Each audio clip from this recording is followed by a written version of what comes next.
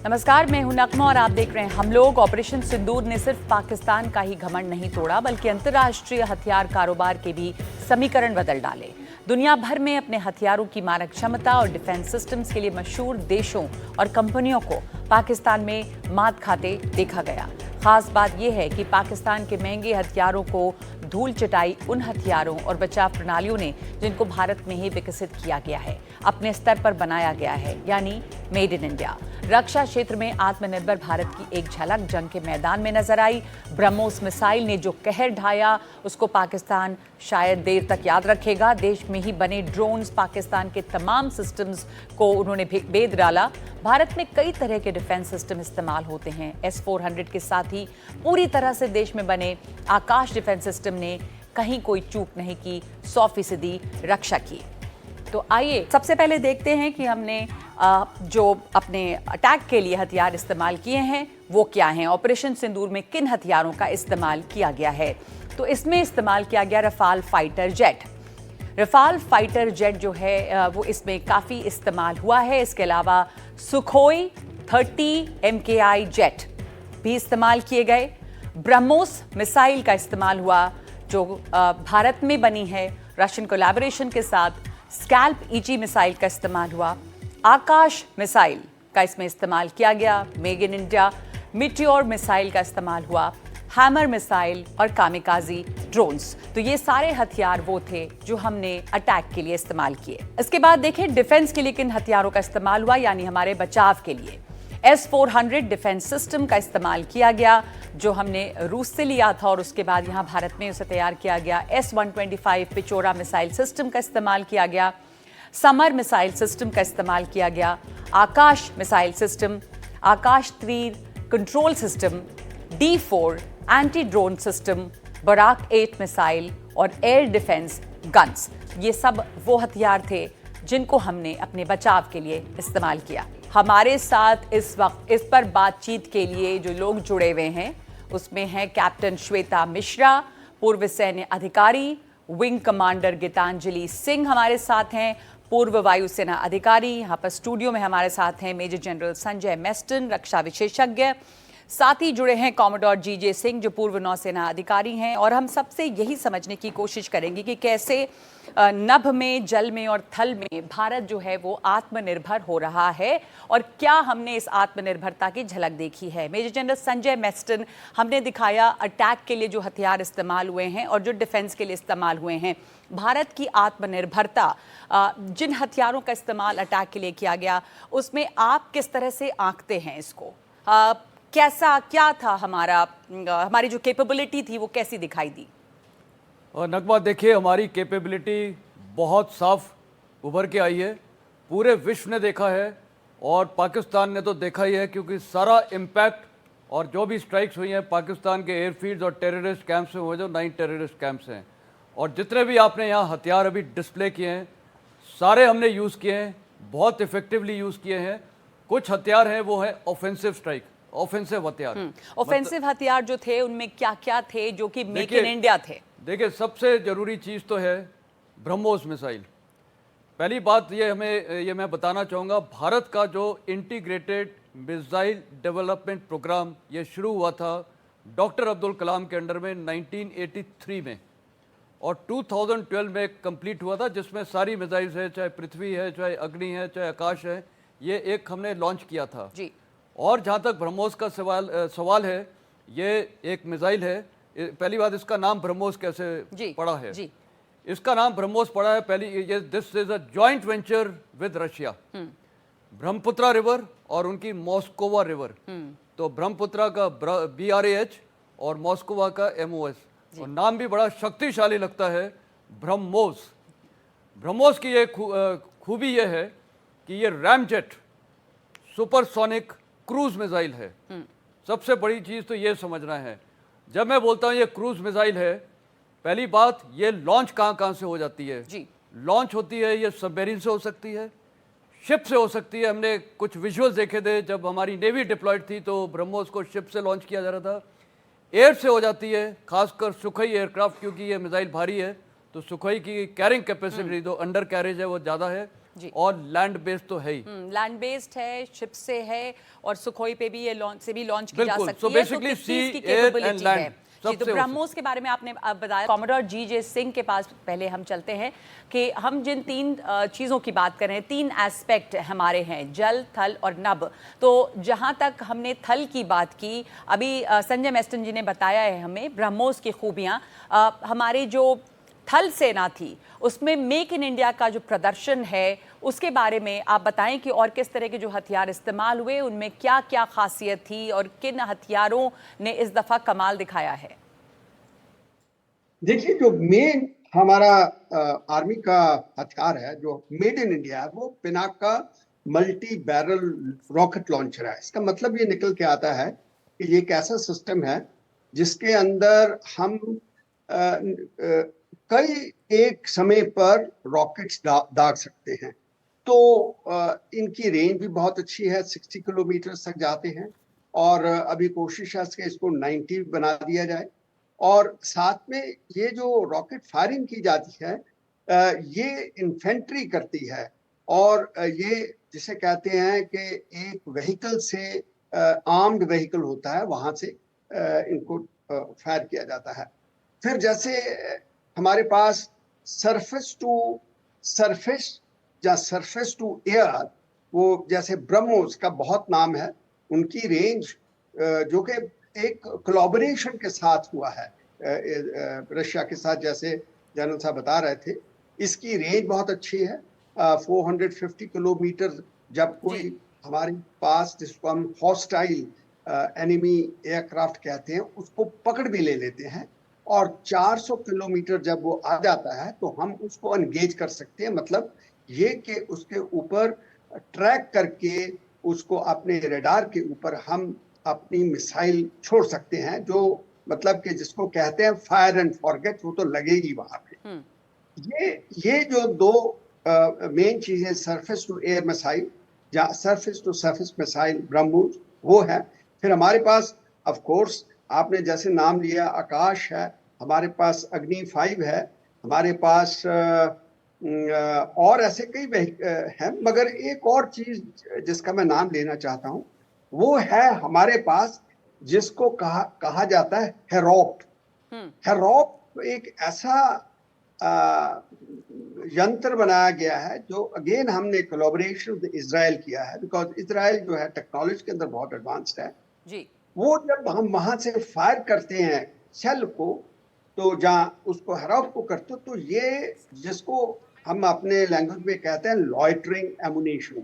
Loitering ammunition का मतलब ये है कि ये एक ड्रोन की तरह जाता है, और अगर कोई टारगेट हो वहां पे ऊपर होवर करके, उसके ऊपर थोड़ी देर होवर करके, बिल्कुल बिल्कुल, हाँ, अपना पूरा निशाना लेके वो। तो ये जो लॉइटरिंग एम्यूनिशन होते हैं, इसमें वो कामकाजी ड्रोन्स की भी बात हुई। विंग कमांडर गीतांजलि सिंह, अगर आप और बता सकेंगे हमसे कि जहां तक एक सेकंड वापस आऊंगी। विंग कमांडर गीतांजलि सिंह, ये अगर आप इसके बारे में और जानकारी दें कि जहां तक हमारी वायुसेना का सवाल है, किस तरह से भारत इस दफा आत्मनिर्भर दिखाई दिया है, चाहे वो ड्रोन्स की बात हो, चाहे हमारे एयर डिफेंस सिस्टम की बात हो। नगमा, जो आज की डेट में हमारा एयर डिफेंस सिस्टम और इंडियन एयरफोर्स की जो इन्वेंट्री है, उसमें बहुत ही तेजी से पिछले 10 सालों में बहुत ज्यादा बढ़ोतरी हुई है आत्मनिर्भर इन्वेंट्री की। आत्मनिर्भर इन्वेंट्री देखिए किस लिए आज हम बात कर पा रहे हैं इसके लिए और क्यों जरूरी है। पहले मैं इस पे आऊंगी, उसके बाद मैं आपके प्रश्न पे फिर से आना चाहूंगी।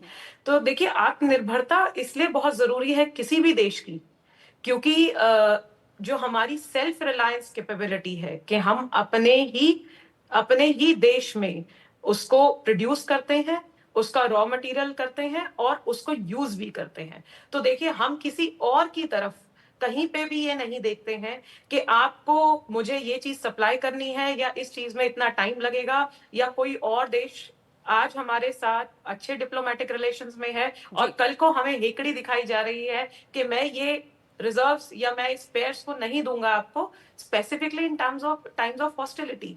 तो उस टाइम पे वो जो सिस्टम होता है वो अनयूजेबल हो जाता है, जो कि उस टाइम पे बहुत क्रिटिकल है। सो देखिए, इसलिए आत्मनिर्भरता किसी भी एक देश के लिए तो बहुत आत्मनिर्भरता बहुत जरूरी है, आपने कहा। विंग कमांडर गीतांजलि सिंह, मैं इसी पर पूछना चाहती हूँ एक दूसरा सवाल भी कि भारत के मामले में हम कितने कामयाब हुए हैं इस आत्मनिर्भरता में, इस समय हम कहाँ खड़े हैं, खास करके इस युद्ध के दौरान जो दिखाई दिया, कहाँ पे गैप्स दिखाई देती हैं अभी, ये सफर जो है हमारी आत्मनिर्भरता का वो कहाँ है? देखिए Nagma, research is a continuous process और रिसर्च चलती रहती है। नहीं, in terms of our attacking capability और आवर डिफेंस, हम इस समय कितने आत्मनिर्भर हो पाए हैं? बिल्कुल नगमा, मैं कहना चाहूंगी कि हम मतलब काफी हद तक इस चीज में सक्सेसफुल हैं। हाँ, हमारे पास अभी भी जॉइंट इन्वेंट्रीज हैं और जो जॉइंट प्रोग्राम्स हैं जैसे ब्रह्मोस, इनिशियली जो हमने इंडिजिनाइज गाइडेड वेपन्स का प्रोग्राम स्टार्ट किया था, उसमें the programme is almost 100% successful. और आज की डेट में जो हमारी इन्वेंट्री है और जो हमने ऑपरेशन सिंदूर में अचीव किया, वो उसके बारे में 100% बात करती है और विश्व बात कर रहा है उसके बारे में। दूसरी जो चीज है यहाँ पे कि आत्मनिर्भरता और कितना वनरेबल है कोई भी सिस्टम। मॉडर्न डे वॉरफेयर की जब आप बात करती हैं, जहां पे सक्सेसफुल मिशंस की बात होती है, तो ऑपरेशन सिंदूर अपने आप में एक सिंबॉलिक मिशन बन गया है पूरे विश्व के लिए, जिसके बारे में जी दुनिया पढ़ेगी एंड जिसने डॉक्ट्रिन, मॉडर्न डे वॉरफेयर का डॉक्ट्रिन बदल डाला। बिल्कुल बिल्कुल। कैप्टन श्वेता मिश्रा के पास जाना चाहूंगी। कैप्टन श्वेता मिश्रा, ये जैसा कि कह रही हैं विंग कमांडर गीतांजलि सिंह के एक एग्जाम्पल, एक उदाहरण बन गया ये ऑपरेशन सिंदूर और आत्मनिर्भरता की झलक भी जो दिखाई दी है। जहां तक हमारी सैन्य ताकत का सवाल है, तो अगर हम वायुसेना की बात करें, थल सेना की बात करें और जल की बात करें, तो क्या हमें दिखाई दिए हैं उदाहरण आत्मनिर्भरता के? जैसे हमारी जो नेवी है उसमें क्या दिखाई दिया इस बार, क्या कितने हम आत्मनिर्भर दिखाई दिए? उसका इस्तेमाल बहुत ज़्यादा अभी नहीं करने की ज़रूरत पड़ी, बट कैपेबिलिटीज हमारी क्या हैं? नगमा, मैं इंडियन आर्मी में सर्विस किया है, कैप्टन रही हूं, और नेवी स्पेसिफिक कौन से इक्विपमेंट है उसके बारे में नहीं बोलूंगी, पर मैं ये जरूर बोलूंगी कि ऑपरेशन सिंदूर एक तरह से जो भारत के make in India defence equipment थे उसका मार्केटिंग कैंपेन था। ब्रह्मोस मिसाइल्स हम अभी तक 2022 में फिलीपींस के साथ हमने एग्रीमेंट किया, उनको एक्सपोर्ट करने के लिए एग्रीमेंट किया। वियतनाम और इंडोनेशिया से बात चल रही थी। देयर इज नो डाउट कि उन्होंने ब्रह्मोस की कैपेबिलिटीज इस वॉर में देखी और वो खरीदना चाहेंगे, डिसीजन पक्का लेंगे। सो एक तरह से एक मार्केटिंग कैंपेन था, इतना सक्सेसफुल था इन टर्म्स ऑफ कि हमारी इंडिजिनस जो इक्विपमेंट थे इतना सक्सेसफुल हुए हैं, डिफेंस इक्विपमेंट थे। आकाश जो एयर डिफेंस सिस्टम है, सरफेस टू एयर मिसाइल है, 25 किलोमीटर की रेंज है, ये भी आर्मीनिया को हमने पहले 2022 में एक्सपोर्ट की एग्रीमेंट की है और आगे भी ऑब्वियस सी बात है कि ऑर्डर्स मिलेंगे, क्योंकि इतना जबरदस्त सक्सेस उसने दिखाया। पाकिस्तान के सारे जो भी उनकी तरफ से प्रोजेक्टाइल्स आ रहे थे उनको साफ कर दिया। आप देखिए D4 जो एंटी ड्रोन सिस्टम है, हमारी बेंगलोर की कंपनीज है वो बना रही है, कितनी जबरदस्त तरीके से उन्होंने जो पाकिस्तान से आ रहे ड्रोन को एक बिल्कुल मिनिमाइज कर दिया, उनका अटैक को। लगातार ड्रोन्स पाकिस्तान की तरफ से आ रहे थे जो टर्की के बने हुए ड्रोन्स थे। मिनिमम ड्रोन्स जो थे इंडिया की बॉर्डर क्रॉस कर पाए। हमारा D4 जो एंटी ड्रोन सिस्टम है उसने जबरदस्त काम किया। D4 का मतलब होता है डिटेक्ट, डिटर एंड डिस्ट्रॉय, और इतनी जबरदस्त तरीके से उसने डिटेक्ट, डिटर एंड डिस्ट्रॉय किया ड्रोन ने कि अब जाहिर सी तौर है कि ये जो एक बहुत जबरदस्त सक्सेस है डिफेंस इंडस्ट्री की, तो एक लॉर्ड है, we should be patting the backs of all the scientist who had been working. आपने सही कहा कि हमें इस वक्त, जी आपने सही कहा कि इस वक्त हमें पीठ थपथपाने की जरूरत है। तो मैं ये भी समझना चाहती हूँ कि जो हमारी कहा जाता है कि बहुत ज़्यादा हमें सेटिस्फाइड नहीं हो जाना चाहिए। तो मैं जनरल संजय मिस्टन जी, मैं आपसे ये समझना चाहती हूँ कि हमने देखा कि पाकिस्तान जो है वो चीन और टर्की पे बहुत हद तक निर्भर रहा अपने हथियारों के लिए, अपने ड्रोन के लिए। भारत ने कई कोलैबोरेशन किए हैं, लेकिन मेक इन इंडिया पर काफ़ी ज़्यादा फोकस है। तो इस मेक इन इंडिया में हम कितने कामयाब हुए? खास करके ब्रह्मोस मिसाइल की बहुत बात हुई कि कैसे दुनिया देख रही है हमारे तरफ, क्योंकि इसका जो शौर्य, इसकी जो कामयाबी है वो नज़र आई ऑपरेशन सिंदूर में। तो किस तरह से इसकी कामयाबी और खासियतें क्या दिखाई दी हैं और कैसे दुनिया की इस पर नज़र पड़ी इस समय? नगमा देखिए, साफ बात यह है, मैं 40 ईयर्स इंडियन आर्मी यूनिफॉर्म में रहा हूँ और आज मेरे दोनों बेटे भी आर्मी में हैं, तो कनेक्शन है मेरा। मैं आपको एक चीज़ बताऊंगा, ये प्रोसेस है, लंबा प्रोसेस है हथियारों का मेक इन इंडिया को डेवलपमेंट करना। ये कई सालों से चल रहा है, लेकिन पिछले 10 साल से जो मैंने परिवर्तन देखा है भारतीय सेना में, देखिए सब कुछ शुरू होता है एक पॉलिटिकल विल और डायरेक्शन से। तो हमारा जो एक प्रोसेस है उसको स्पीड अप बहुत मिला है, उसमें कोई शक नहीं है।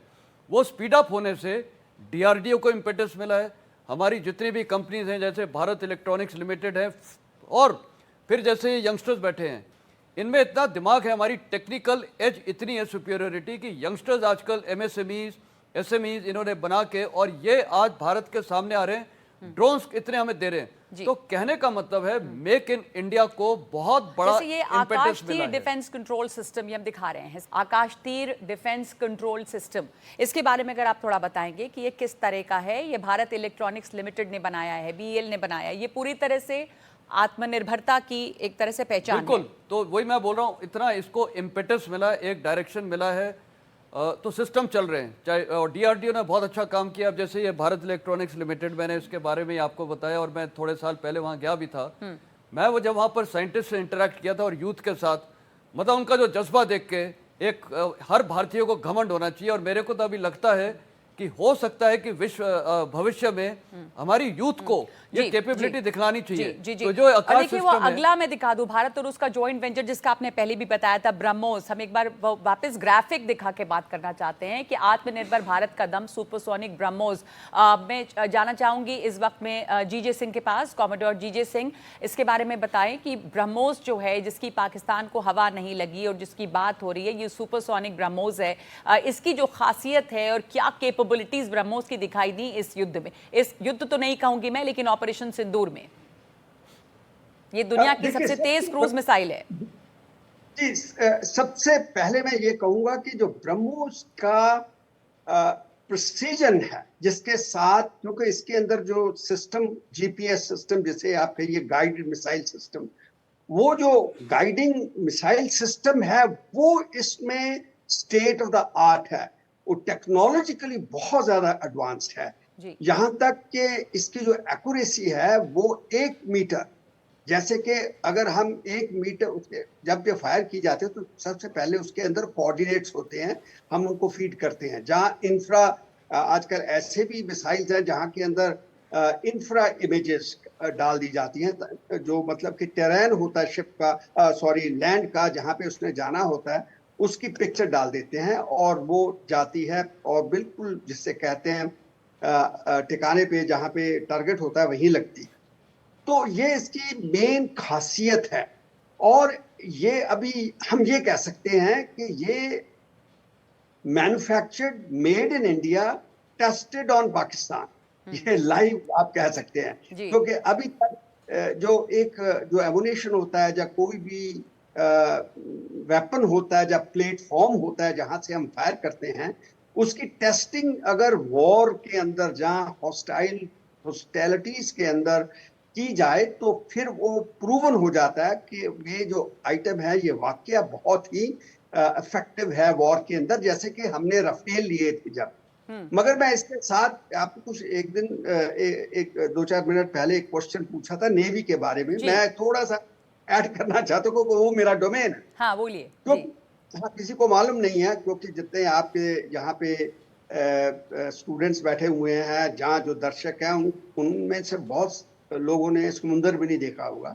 तो मैं ये सबसे पहले बताना चाहता हूँ कि हमारे पास जो बड़े शिप होते हैं उनको एयरक्राफ्ट कैरियर कहा जाता है, जिसके ऊपर हम एयरक्राफ्ट्स लेके जाते हैं। जैसे कि नाम सुना होगा INS विक्रांत और विक्रमादित्य। ये जो INS विक्रांत है वो हमने इंडिया के अंदर ही, अगर आत्मनिर्भर की बात करें तो इंडिया के अंदर ही मैन्युफैक्चर कोचीन के अंदर हुआ है। उसके ऊपर हमने रखे हुए हैं MiG-29K। के का मतलब कैरियर। ये जो ऑपरेट करते हैं कैरियर से, जो कैरियर से ऑपरेट करते हैं उनका वर्जन थोड़ा डिफरेंट होता है then those who are being operated by the air force.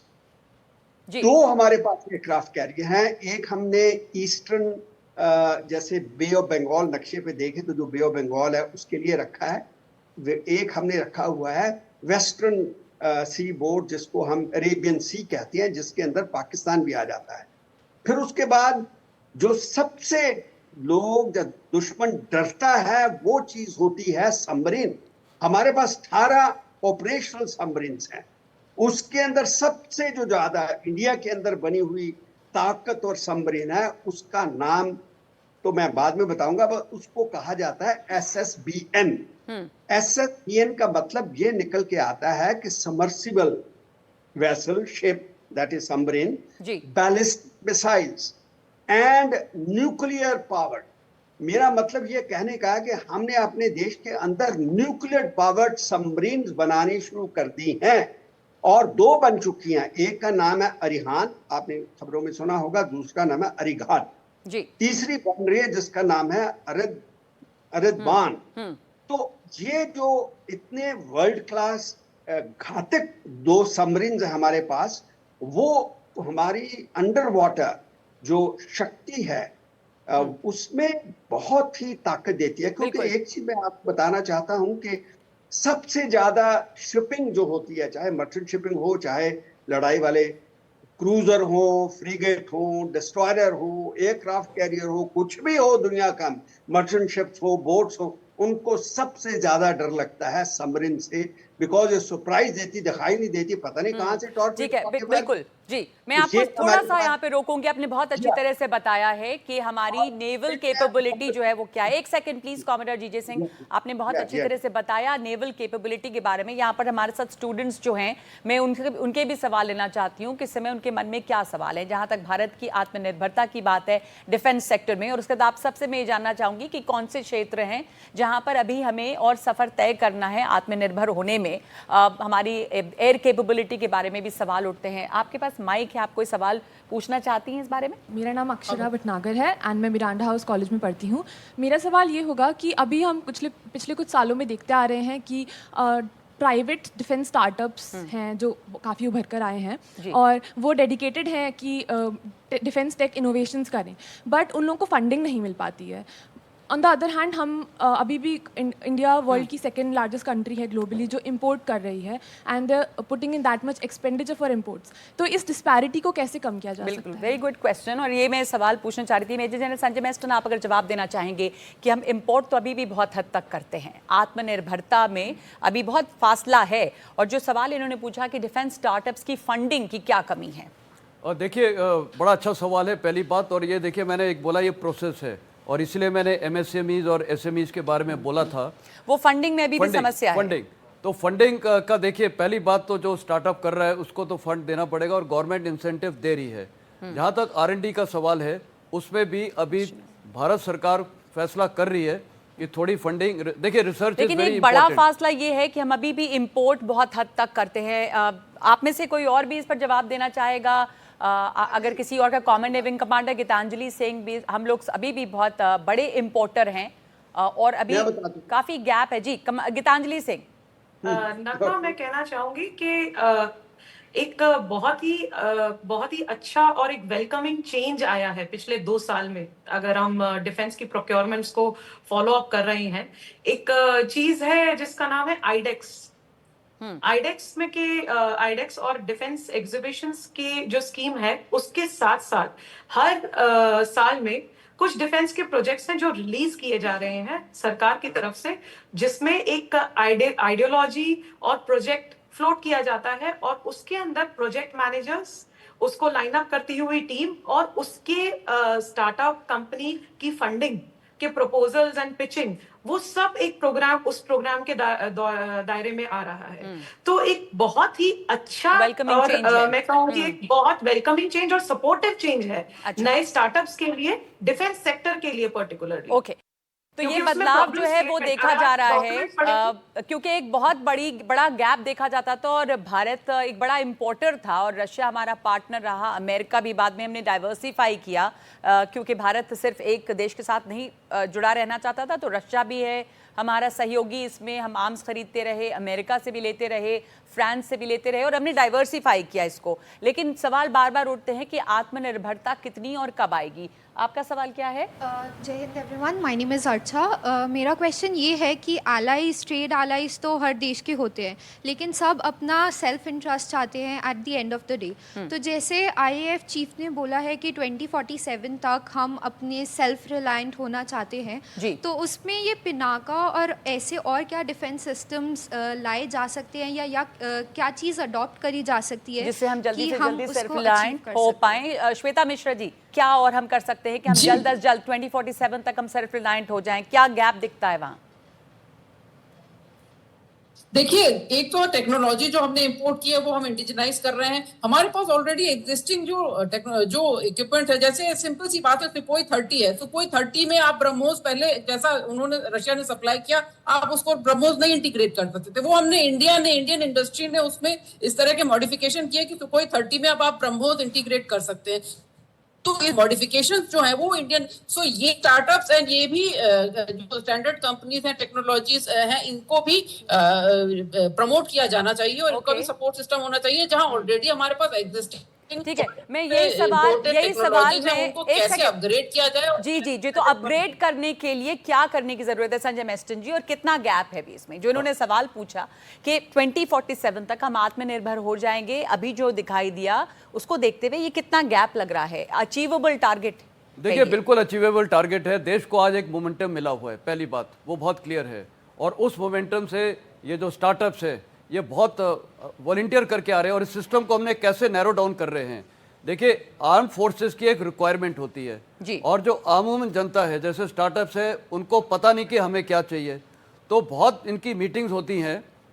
इसके लिए एक सेल्स क्रिएट करे हैं तीनों आर्म फोर्सेस में, तो उनके साथ मीटिंग में ये बताया जाता है कि this is what we require, और आप हमारे लिए ये बना सकते हैं क्या।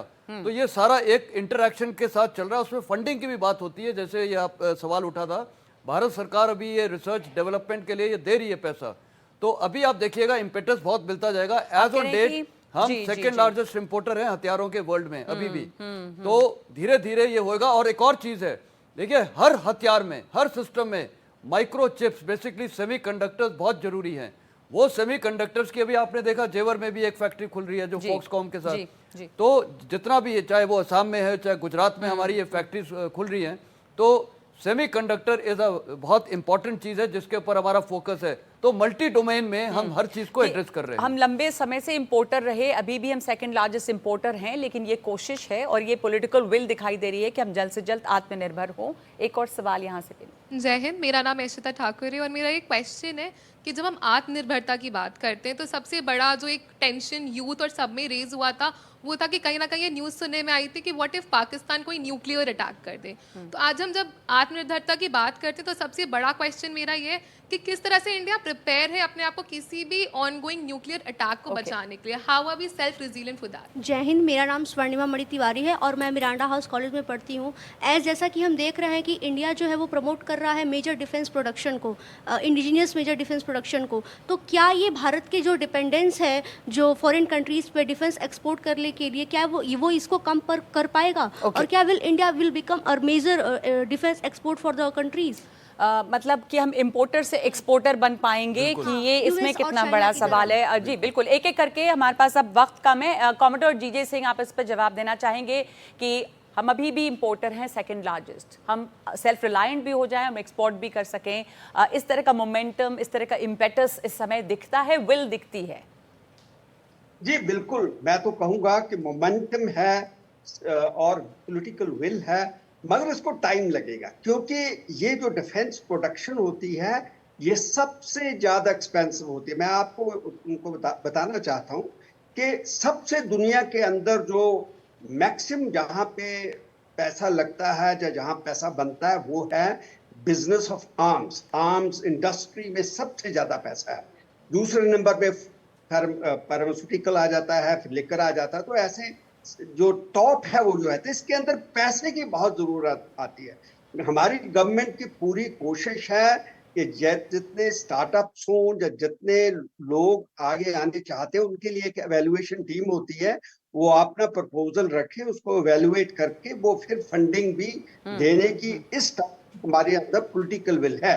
दूसरी बात मैं ये कहना चाहता हूं कि इंपोर्ट हम काफी कर रहे हैं, जैसे आपने कहा, इसको थोड़ा टाइम लगेगा क्योंकि दुनिया के अंदर जो सोफिस्टिकेशन का लेवल है, जो स्टेट ऑफ द आर्ट, जैसे इजराइल हुआ डिफेंस प्रोडक्शन के अंदर बहुत एडवांस है, America, European countries specially like France, England, Germany, ये अभी भी डिफेंस प्रोडक्ट्स के अंदर आगे हैं। इसीलिए हम वहां से लिए हैं, जहां हमने 777 वो गन्स होती हैं जो पहाड़ों के अंदर यूज करते, वो लिए हैं। आपने हरकुलिस का नाम सुना, मास्टर का नाम सुना है आपने, ये जैसे कोलैबोरेशन के साथ फिर उसके बाद ड्रोन जो है जैसे आर्म्ड MQ-9 है, वो हम अमेरिका से ले रहे हैं। तो मैं ये कहना चाहता हूँ इसको टाइम लगेगा, बिल्कुल, मगर हम उस रास्ते पे हैं। हाँ, आपने सही कहा कि हम उस रास्ते पर है, इसमें वक्त लगेगा। आत्मनिर्भर भारत की तस्वीर दिखी ऑपरेशन सिंदूर में, उसमें हमने क्या क्या देखा। आकाश तीर डिफेंस कंट्रोल सिस्टम है जिसको BEL ने बनाया, वो तो हमने देखा ही। स्ट्राइकर भी हम देख रहे थे। आकाश मिसाइल सिस्टम हमने देखा जो पूरी तरह से स्वदेशी तकनीक से बना है।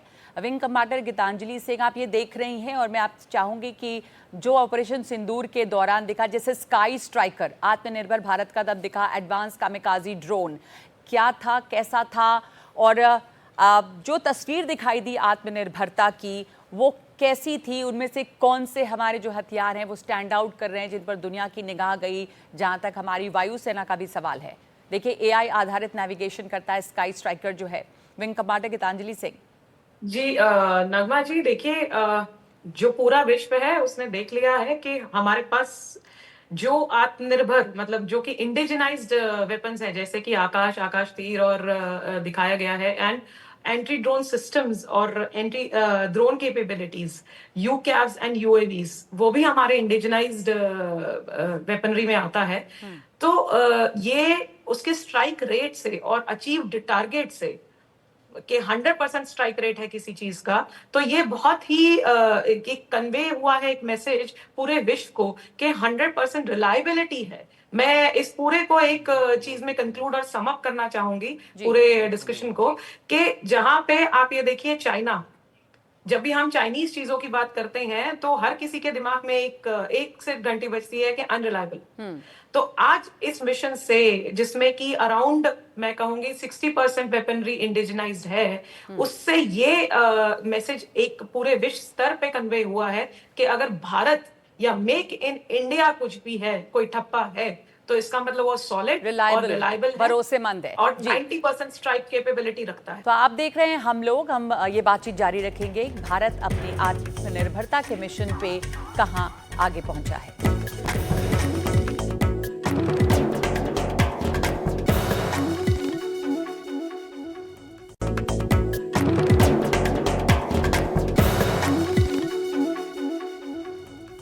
90% स्ट्राइक कैपेबिलिटी है, भरोसेमंद है, तो ये बहुत बड़ी बात निकल के आती है जो दुनिया को भी संदेश किया। मेड इन चाइना से अभी भी ये लगता है कि शायद भरोसा नहीं है, लेकिन मेक इन इंडिया जो है वो भरोसेमंद है, विश्वसनीय है। कैप्टन श्वेता मिश्रा, आपके कंक्लूडिंग रिमार्क्स। 60% इंडिजिनाइज्ड हथियार हमें दिखे, और ये एक सफर अभी भी बाकी है पूरा करना आत्मनिर्भरता में, लेकिन बड़ी तेजी से हम उस ओर बढ़ रहे हैं।